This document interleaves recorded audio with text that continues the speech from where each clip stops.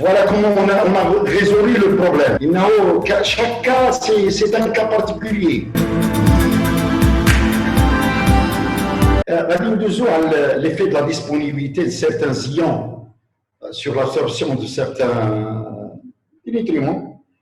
Un cas qu'on a vécu à Darwaza, lorsqu'il y a une teneur élevée en chlorure de calcium sur l'eau d'irrigation, vous aurez un concombre amer, sans saveur, baisse. Alors, lorsqu'on a porté du gypse, CaSO4, et surtout il contient du calcium et du sulfate qui a lessivé le sodium, il y a eu une amélioration extraordinaire le concombre. Le concombre n'est plus amer. Donc, parmi les solutions de la tomate, à l'époque, il y avait des petits, quand le sel maquette là, il réduit le calibre parce que le sel il agit sur la tomate, il n'agit pas sur la croissance. La croissance est comme normale. Il agit seulement sur le calibre, il donne un petit calibre et qui a des nécroses apicales. Nécroses apicales qui ont excès de sodium et calcium en calcium. Flamant cytoplasmique, dès qu'il y a une nécrose apicale. La machine etc. Donc, on a des cas que j'ai vécu. Un jour, j'étais en déplacement à Marrakech chez un agriculteur. J'ai mesuré le sel. Il y avait de l'olivier, il y avait des agrumes. Les agrumes, il y a 7 ans ou 8 ans, c'est moche. Lorsque j'ai pris mon océmètre, j'ai mesuré le sel du sol à différentes distances du tronc. J'ai trouvé le cétal là. Il dépasse les 2 mm, même à une profondeur de 50 cm. Alors, j'ai demandé à l'agriculteur, c'est un peu bizarre, à tirer la sape. Donc, à tirer la sape, j'ai creusé dans le sol, et à 50 cm, j'ai trouvé une dalle calcaire, c'est-à-dire tous les engrais qu'il donne restent à la surface du sol. Donc, j'ai pris le sol, j'ai pris les feuilles, j'ai pris l'eau d'irrigation, on a établi un programme de fertilisation. On a arrêté les apports quasi des engrais et on a sauvé la plante. L'arbre, il a redémarré, et de l'eau d'irrigation. Dans un cas. Il y a un deuxième cas que je n'oublierai jamais. Il y a de la salinité, il y a une usine de ciment en allant vers Marrakech, Chichawa, il y a l'usine de ciment entre Chichawa et Marrakech. Le type, il m'a envoyé des échantillons du sol, des feuilles, de l'eau. J'ai fait l'analyse, j'ai trouvé que les feuilles, c'est la pichuline marocaine, par rapport aux normes qu'on a, il dépasse les chiffres qu'on a trouvés. Les analyses de la matière sèche, en pourcentage, elles dépassent les normes. J'ai dit, est-ce que tu as traité avec un engrais foliaire? Il m'a dit oui. Donc, on a annulé les analyses foliaires. Donc, l'AS du sol, très élevé, un sol salin et l'eau saumâtre. Il faut me donner un programme de fertilisation. Je ne peux pas vous donner un programme de fertilisation. Parce que votre eau, elle est saumâtre. On ne peut pas lessiver avec une eau saumâtre. Quelle est la solution? Lorsque vous irriguez, vous apportez dans votre eau d'irrigation, si tu l'irrigues en goutte à goutte, là, c'est sulfurique. Mais le programme, je vais vous le donner là, Inch'Allah. Lorsqu'il pleuvra, je vais vous donner le programme de fertilisation. Parce que c'est l'eau qui va lessiver, l'eau de pluie, c'est la seule solution qui va lessiver de les ions liquèvent le sol. Parce qu'on ne peut pas faire un lessivage avec une eau qui est saumâtre. Et c'est vrai, c'était le résultat. Lorsqu'il a plu, il y a eu le lessivage, j'ai lui donné un programme et ça a très bien marché. C'est la même chose lorsque j'étais à Darwaza. L'eau d'irrigation, il atteint 7 mm en été. Il y a toujours des gruyères, des cultures maraîchères. Donc, on cultivait à l'époque, surtout en hiver, la tomate, la pomme de terre et du poivron, mais on attend toujours qu'il pleut. Lorsqu'il pleut, on ouvre même les serres pour que l'eau rentre à l'intérieur des serres afin d'avoir un très bon lessivage. Donc, en ce qui concerne la toxicité des lésions, il y a un élément qui est très important que tout le monde oublie, ou le bord.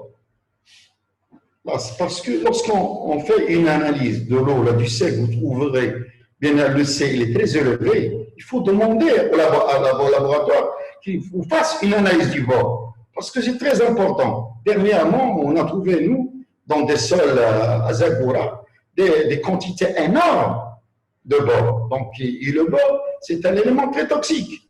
On a trouvé, il faut exiger le chlore dans le sol. Il y a certains labos qui ne le font pas. Il faut leur demander. Parce que le chlore, c'est un élément mobile, mais il est très toxique. C'est l'élément le plus assimilé par la plante. Si on compare le chlore par rapport au sodium, la plante, il assimile le chlore rapidement. Et sur un sol sablonneux, il se lessive rapidement. C'est pour cela qu'il n'y avait pas de problème sur des sols sablonneux. Sur des sols sablonneux, c'est rare, même s'il y a 2 à 3 millimasses, parce qu'il y a un lessivage rapide. Le sol il est profond. Mais sur des sols lourds, c'est très difficile d'établir un programme de fertilisation. C'est très difficile. Parce que c'est un sol lourd. Il ne peut pas faire un lessivage avec une eau saumâtre. C'est très difficile. Améliorer la tolérance à la salinité des cultures maraîchères. Ou l'arboriculture, en général. Le premier point, c'est, je vais parler du gypse.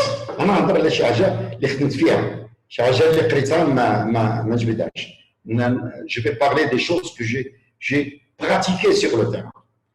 Lorsque nous avons apporté du gypse à Darwaza, parce que l'eau était chargée en chlorure de sodium, si je me souviens, il a donné de très bons résultats, mais le gypse, c'est le meilleur engrais. Le seul problème qu'il a, c'est qu'il n'est pas soluble dans l'eau. Sa solubilité est de 0,5 grammes par litre. Donc, c'est très difficile. Hein? Donc, il y a des gens qui ont des sacs qui sont perméables, qui ont le bassin, ils donnent le gypse, il solubilise, qui ont le bassin, qui ont le etc. C'est une très bonne affaire. Ou là, lorsqu'il y a un sol sodique, vous apportez comme amendement, lorsque le pourcentage, ce qu'on appelle le SP, ou le sodium échangeable sur la somme des cations, sodium plus cation plus magnésium, etc., lorsqu'il dépasse les 15%, alors le sol est sodique. Donc, on a des cultures. Il y a des cultures qui sont sensibles, des cultures qui sont tolérantes et des cultures qui sont très sensibles. Donc, il y a l'apport du gypse, il a amélioré même le calier, même il a réduit la nécrose applicative à la tomate, il a amélioré le calibre, etc. Voilà, qui n'est pas soluble. Le problème, il y a le gypse. On a utilisé des régulateurs de croissance à base de paclobutrazole, ce qu'on appelle à l'époque le cycocel. Il va améliorer la tolérance à la salinité de la tomate. Ça, malheureusement, on n'a eu que des plants nains. Donc, il a agi sur la croissance. Donc, ça n'a pas abouti au résultat voulu. Et dernièrement, d'abord, on est presque des fabricants, on est des Marocains, on fabrique des biostimulants à base de la prolène et à base de la glycine-bétaïne, et ça a donné de très bons résultats, surtout dans des sols salins où il y a des eaux saumâtres, parce que ce sont des anti-stress. Qu'est-ce que c'est qu'un anti-stress? Parce qu'ils contiennent il y a des recherches qui ont été faites avant, lorsque vous arrosez avec de l'eau saumâtre.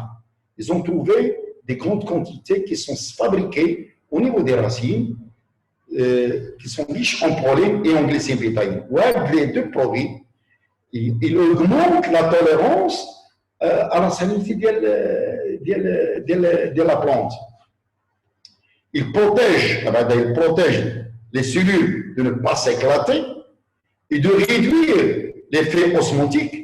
Je mets du schéma, l'eau du milieu le moins concentré vers le milieu le plus concentré, ils réduisent la vitesse. Même nous, on a utilisé la glycine bétaïne sur par voie foliaire sur la pomme de terre, Ahmed Zandra, il y avait moins de degrés. Sur la parcelle, l'Italie par voie foliaire, il n'a pas été atteint. L'autre parcelle a été atteinte, ça a été grillé à moins de degrés. Alors, la parcelle qu'on a traitée avec la glycine bétaïne n'a pas été touchée. Donc, ce sont des choses qu'on a vues. Ce sont des choses que j'ai vécues. même lorsqu'il y avait du chergui dans la zone de Teroudent, on a appliqué ces produits qui sont riches en pollen et en glycine-bétaïne, il n'y avait pas de dégâts, même s'il y avait du chergui. Un climatiseur la plante. Alors avant, on n'a plus la ça avec le bananier, on n'a plus la ça avec l'avocatier, etc. Heureusement, avec des produits, heureusement, le Maroc, il est riche en plantes. Et il y a des plantes du nord au sud, tu peux broyer tout ce que tu veux et tu vas obtenir de très bons résultats. Soyez sûr et certain. Troisième point, c'est le paillage. À l'époque, nous avons utilisé plusieurs couleurs, parce que le paillage, il vient de la paille. Les ancêtres d'Yalna, qui disent il y a le mot paillage, j'aime la paille. Qui dit la paille, qui il reflète la lumière, la plante il se réchauffe. Il y a même des gens, je me souviens, lorsqu'ils irriguaient à l'arrêt, qui disent le soufre sur le parce qu'il y a une réflexion de la lumière. Donc, le paillage, on a utilisé plusieurs couleurs pour voir l'effet dialogue sur la tolérance à la salinité de certaines cultures maraîchères, surtout le cornichon, la tomate, le concombre, le melon. Et on a observé la couleur qui est le nord, le sud. Et voilà, pour vous donner un exemple, alors, le sud, on utilise le paillage noir. On a commencé dernièrement à utiliser le paillage noir blanc et les blancs en surface et noir. Alors, parce qu'il y a eu beaucoup de problèmes. On a dit comme un cas que j'ai vécu à Naf en 2009. On s'est déplacé vers un agriculteur. Il y avait une hétérogénéité, la croissance des plantes. Alors, qu'est-ce qu'il a dit? Il a dit que la pépinière lui a donné des mauvaises plantes, etc. Alors, lorsque je mesure avec mon oscillamètre dans le sol, je trouvais une température qui dépasse les 40 degrés. J'ai creusé, j'ai trouvé des amas de fumier qui n'ont pas été bien mélangés avec le sol. Et le paillage était noir. Il m'a demandé quelle est la solution varie. Je lui ai dit, c'est ça. Vous cholez le paillage qui est noir pour qu'il devienne blanc, comme ça, vous aurez de la réflexion de la lumière et vous cholez votre plastique pour réduire l'intensité lumineuse. Et ça, très bien. Et vous donnez une grande quantité d'eau pour humidifier votre sol. Et ça vous donne de très bons résultats. Donc, le paillage, la couleur du paillage joue un rôle primordial pour améliorer la tolérance à la salinité des cultures maraîchères. On a la partie de Cheikh Melha, Khalid Ben Mohamed, Sidi Slimane, Sidi Qasim, c'est là où l'avenir de l'agriculture au Maroc, parce qu'il y a de l'eau. Il y a de l'eau, il y a le plus grand barrage du Maroc. Là-bas, on utilise le paillage transparent. J'ai essayé de convaincre les gens de faire le plastique noir. On a fait un essai cette année, mais il y avait une très grande différence. Le paillage transparent, parce que Wetsbou, il est saumâtre un peu. Il est un peu de 2,5 mm, ça dépend des ans. Et le paillage noir, la croissance était limitée. Donc, maintenant, des gens, ils commencent à couvrir leur culture avec des P17, parce qu'avant, ils le couvrent avec des plastiques. Ils ont eu beaucoup de problèmes avec ce qu'on appelle le désordre physiologique sur le melon. Maintenant, ils commencent à couvrir leur culture avec du P17. En ce qui concerne les stades végétatifs, quand est-ce qu'on peut arroser nos plants avec de l'eau saumâtre? On a arrosé, nous, des plants, des concombres, depuis le semis. On a arrosé des plants avec de l'eau saumâtre, sa plantation, c'est-à-dire étalement du cotylédon. Et on a arrosé des plants à partir du stade de plantation. Qu'est-ce qu'on a trouvé? Qu'il faut arroser vos plants avec de l'eau douce au niveau de la pépinière. Il faut faire le maximum possible d'apporter de l'eau douce pour arroser vos plants au niveau de la pépinière. Comme ça, vous aurez un gain de 27% en rendement. Ça, on lâche pas le chipé. Cet essai, je l'ai fait 3 ans successifs. Donc, mémoire de fin d'études et lorsque j'étais à l'INRA. Donc, pourquoi? Nous avons trouvé dans l'analyse foliaire qu'il y a une forte assimilation du chlore et du sodium lorsque vous arrosez avec de l'eau saumâtre d'élevée. Et lorsque vous arrosez avec de l'eau douce, vous aurez moins parce que la tolérance augmente avec l'âge. Donc, il est souhaitable d'informer aux agriculteurs, s'ils ont de l'eau saumâtre, d'arroser leurs plants au niveau de la pépinière jusqu'à stade de plantation avec de l'eau douce. Nous passons au fumier. Fumier, il y a des gens qui disent, même dans la bibliographie, on raconte le fumier, lorsqu'il se dégrade dans un milieu anaérobie, dans le sol, il se transforme en matière organique. La matière organique, il est chargé négatif. D'accord. Lorsque vous apportez du calcium ou du sodium, donc il va être absorbé. Il va être absorbé, comme ça, s'il est absorbé, le cycle du sol va augmenter, et s'il y a un excès, il va être libéré dans le sol, et le chlore va être assimilé par la plante et qui sera toxique. Et même le sodium, qui sont des éléments toxiques. S'il s'agit d'un sol sablonneux, où le taux d'argile est faible, comme le cas du Stuka, qui ne dépasse même pas 10%, il est souhaitable de ne pas apporter du fumier. Comme ça, vous lessivez rapidement vos sels qui sont au niveau du sol. Salam alaikum. Alaikum salam. Si Farid, franchement, je vous remercie, je vous félicite en même temps pour la qualité de votre exposé. Où vous avez vraiment démontré la qualité, le profil d'un ingénieur professionnel.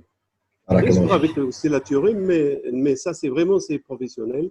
Donc, quand je crois bzaf, des quelques petites questions, je vous demanderai d'éclairer un peu sur certaines questions. Donc, je commence par la première question. Actuellement, dans la région de Marrakech, on a une accumulation de problèmes. Déjà, on a la salinité, déjà à un niveau de sol, zaïd la sécheresse, zaïd les engrais. Yani, un peu de salinité, zaïd la sécheresse, quand je dis la sécheresse, non.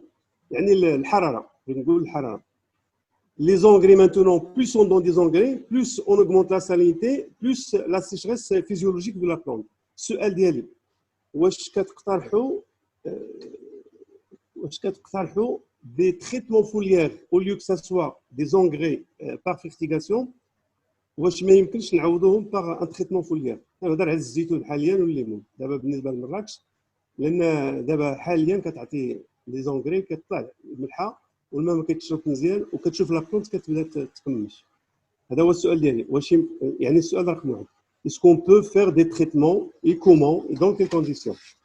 السؤال رقم 2, si vous prenez note, à quel niveau de C on dit que l'eau commence à devenir saline? مثلا 0,5 مليمول ولا 1 مليمول ولا كذا بالنسبه للماريشال وبالنسبه للارض. La question 3, c'est sur le gypse. Effectivement, j'ai vu il y a quelques années dans la région de Marrakech, sur les agrumes, des domaines qui appliquent le gypse. Mais est-ce que je n'ai pas d'idée. Est-ce que vous pouvez nous expliquer sur la méthode et la quantité surtout? Bon, la méthode, puisqu'il n'est pas soluble, donc vous préférez le mettre dans le bassin, il va dissoudre un peu. Mais bon, ce n'est pas pratique. Comment vous conseillez pour quelqu'un qui veut la porter en sol? Les engrais. Vous dites que le fumier, il vaut mieux ne pas l'apporter lorsque vous avez de la salinité. Alors que le fumier, en plus de ses avantages, c'est une matière qui permet d'améliorer la rétention en eau. Le fumier ne est que bénéfique parce qu'il va améliorer la rétention en eau, ce qui va faire une dilution des sels. Enfin, pour finir, pour ne pas monopoliser, on voit souvent des symptômes de brûlure de la marge des feuilles. Est-ce que c'est toujours un manque de potassium à cause de l'excès de sel ou là autre chose? Les feuilles, la partie apicale, les mondes, la brûlure, la partie apicale ou la vagina, les extrémités. L'apicale, l'apicale ou le genève. Est-ce que c'est toujours un manque de potassium à cause de l'excès de sel ou là, s'il y a autre chose? On a dit, je vais essayer de point par point. Oui, Il a fait d'accord. le fumier chinois, au bas, lorsque vous l'apportez, qu'il subit un cycle d'azote. Il se décompose, l'aminisation, nitrification, etc. Qui est les matières organiques, il fait le carbone. Et au niveau des laboratoires, lorsqu'on veut mesurer la matière organique, on mesure seulement le pourcentage du carbone. Donc le pourcentage du carbone fois 1,72, il nous donne le pourcentage de la matière organique qui est avec le sol. C'est-à-dire la loi universelle. Un fumier, lorsque vous avez de l'eau douce, du sol non salin, vous pouvez apporter du fumier, il n'y a pas de problème. Mais lorsque vous avez de l'eau saumâtre, il faut éviter d'apporter du fumier. Donc, vous allez faire un lessivage et puis l'eau douce direct. ولكن مش عندك السول اش مليون اللي يطلع عليك لو سي دي سول faut faire une analyse est-ce que votre sol est profond ou il n'est pas profond s'il s'agit d'un sol lourd c'est très difficile de faire un lessivage parce que en profondeur lorsqu'il s'agit d'arboriculture fruitière s'il est à 3 mètres انا نقول لك علاش واحد النهار هنا في ولاد ابراهيم on a pris des échantillons à la surface du sol à 60-80 cm. Alors, ce qu'on a fait, c'est le profil qui a le sel, les dépôts du sel à 3 mètres de profondeur. Et quand il y a remontée du sel par capillarité, qui joue la zone, la rhizosphère, les racines. Donc, il a indiqué le sol savant et essayer de lessiver. J'ai petit une j'ai petit la matière organique, des composantes, etc. Il ce qui peut d'expliquer à condition collectivité avec le sel. Il a qu'un sol très riche en sodium, ou stylé, qu'un village, ou fait la matière organique, ou sodium va accumuler l'extérieur. Vous voyez, va accumuler le sodium le sol. Va dire tout. Ou à le calcium, ou à je dis qu'il calcule qui charge l'extérieur. Qui est pas qui charge la charge qui charge. L'agile qui est sodium, ou qui charge le Canada, ou le mal qui est le sodium. ماشي ما يفيش في الصوديوم واش كيطرى لك وفي mesure كتلقى انت دي كارونس في الجناب ديال لي فوي في الجناب ديال لي فوي كتلقى دي كارونس ديال البوتاسيوم علاش؟